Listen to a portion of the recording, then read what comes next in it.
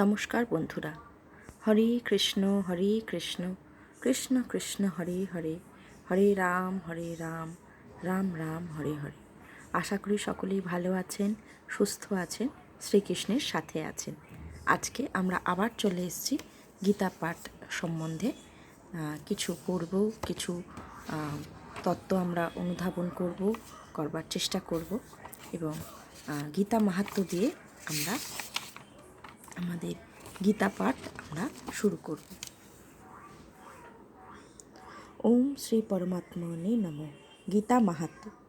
গীতা শাস্ত্র মেদং পুণ্যং য পঠেত প্রযত পুমান বিষ্ণু পদমবাপ্নোতি ভয় শোকাদিবর্জিত। গীতাধ্যয়নশীলস্য প্রাণায়াম পরস্য চ নৈব সন্তি হি পাপানি পূর্বজন্মকৃতানি চ। মল নির্মোচনং পুংসাং জলস্নানং দিনে দিনে সকৃত গীতাম্ভোষি স্নানং সংসারমলনাশনম। গীতা সুগীতা কর্তব্য কর্মণ্বৈ শাস্ত্র বিস্তরৈ যা স্বয়ং পদ্মনাভস্য মুখপদ্মাদিনিশ্রিতা। ভারতামৃত সর্বস্বং বিষ্ণু বক্ত্রাদ্দিনিশ্রিতম গীতা গঙ্গোদকং পিত্বা পুনর্জন্মো ন বিদ্যতে। সর্বোপনিষদ গাবদুগ্ধা গোপালনন্দন পার্থবৎস সুধীর্ভোক্তা দুগ্ধং গীতামৃতং মহৎ। একং শাস্ত্রং দেবকীপুত্র গীতমেক দেবকীপুত্র এব एको মন্ত্রস্তস্য নামানি জানি কর্মাপ্যেকং তস্য দেবস্য সেবা। হরে কৃষ্ণ কৃষ্ণ কৃষ্ণ হরে হরে, হরে রাম রাম রাম হরে হরে। আজকে আমরা গীতার চতুর্থ অধ্যায়ে 29 নম্বর শ্লোক থেকে আমরা শুরু করব। অপানে জুহোতি প্রাণং প্রাণেহ পানং তথা পরে প্রাণ গৌতি রুদ্ধা প্রাণায়াম পরায়ণা। এবং অপর যোগীগণ অপান বায়ুতে অর্থাৎ অধোগামী বায়ুতে প্রাণবায়ুকে অর্থাৎ ঊর্ধ্বগামী বায়ুকে হোম করেন। সেইরূপ অন্য যোগীগণ প্রাণবায়ুতে অপান বায়ুকে হোম করেন, আর অপর যোগীগণ প্রাণ এবং অপানের গতিকে রোধ করে প্রাণায়াম পরায়ণ হন। অপান বায়ুতে অর্থাৎ অধোগামী বায়ু এবং প্রাণবায়ু অর্থাৎ ঊর্ধ্বগামী বায়ুকে হোম করেন। তাহলে এখানে আমরা বুঝতেই পারছি যে এখানে প্রাণায়ামের কথা বলা হচ্ছে। এখানে আপনার যে নিঃশ্বাস এবং প্রশ্বাস, তার উপর আপনার কনসাসনেস, আপনার চৈতন্যবোধ, আপনার মনঃসংযমের কথা বলা হচ্ছে, অর্থাৎ প্রাণায়ামের কথা বলা হচ্ছে। এই নিঃশ্বাস এবং প্রশ্বাসের ওপর আপনার মনঃসংযোগকে একত্রিত করে আপনি যখন ঈশ্বরের শরণাগত হন এবং যখন এই প্রাণবায়ু এবং অপান বায়ু অর্থাৎ ঊর্ধ্বগামী বায়ু এবং অধোগামী বায়ুকে নির্দিষ্ট সময়ের জন্যে কুম্ভক করেন এবং কুম্ভক করে যখন স্থিত হন, তখন কি হয় জানেন তো? তখন এই যে কুম্ভক করলে আপনার মধ্যে শিবতত্ত্ব বৃদ্ধি পায়। শিবতত্ত্ব কি না, আপনার মধ্যে তখন স্থির তত্ত্ব বৃদ্ধি পায়। আপনি যে কোনো অবস্থাতেই, যে কোনো পরিস্থিতি আসুক না কেন, আপনার মানসিক শক্তি এতটাই বেড়ে যায় যে কোনো কিছুই আপনাকে টলাতে পারে না। কোনো ইমোশনস, কোনো রকম সিচুয়েশন অর্থাৎ কোনো রকম মানসিক পরিস্থিতি, কোনো রকম বাহ্যিক পরিস্থিতি আপনাকে আপনার স্থান থেকে নাড়াতে পারে না। আপনি স্থির থাকেন।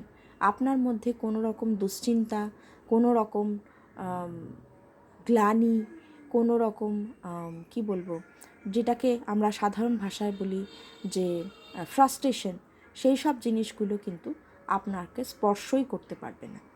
কিন্তু তার জন্যে সঠিক গুরু দরকার এবং নির্দিষ্ট কুম্ভক যোগী দরকার। এরকম কিছু গুরু আছে যারা সত্যিই কুম্ভককে যদি সঠিকভাবে, সেরকমই যদি কুম্ভককে যদি নিজের শরীরে যদি সঠিকভাবে অ্যাপ্লাই করা যেতে পারে, তাহলে কিন্তু অনেক রোগ যা কিনা এই সাধারণ অ্যালোপ্যাথিক ওষুধে সারে না,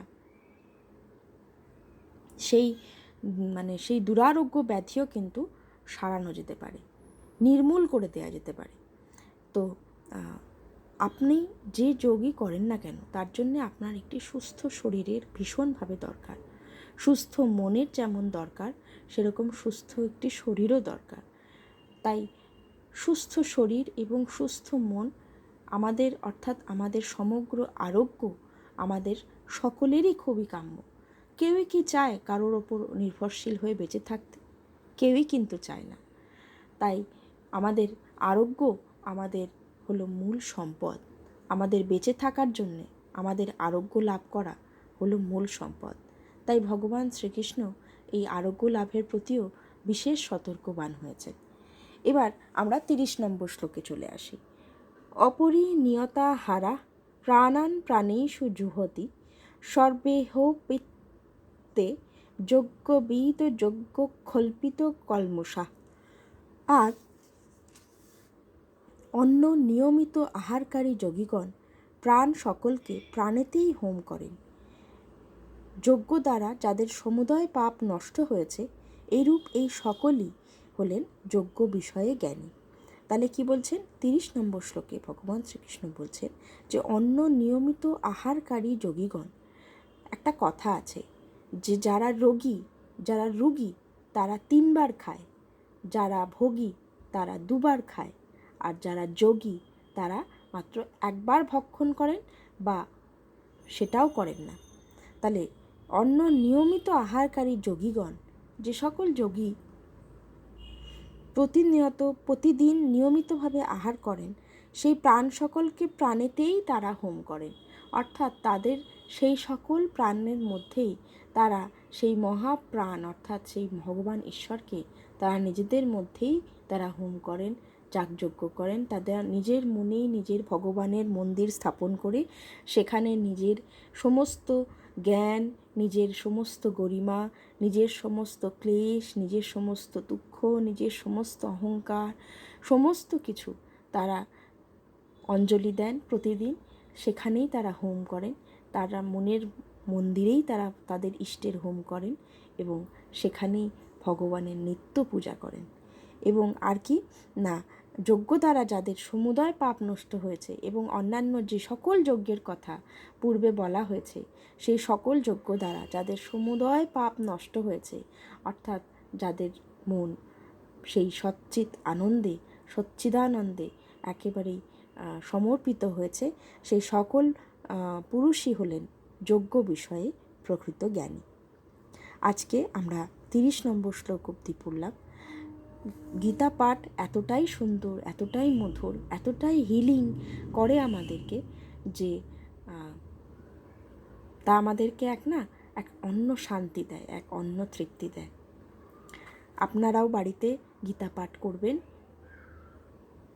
দেখবেন আপনাদের জীবন খুব সুমধুর হয়ে গেছে, খুব সুন্দর হয়ে গেছে। সকলেই খুব ভালো থাকবেন, সুস্থ থাকবেন এবং আপনার ইষ্টের সাথে থাকবেন। ততদিন আমরা আবার চলে আসব, গীতা পাঠ করব, কিছু মর্মোদ্ধার করবার চেষ্টা করব।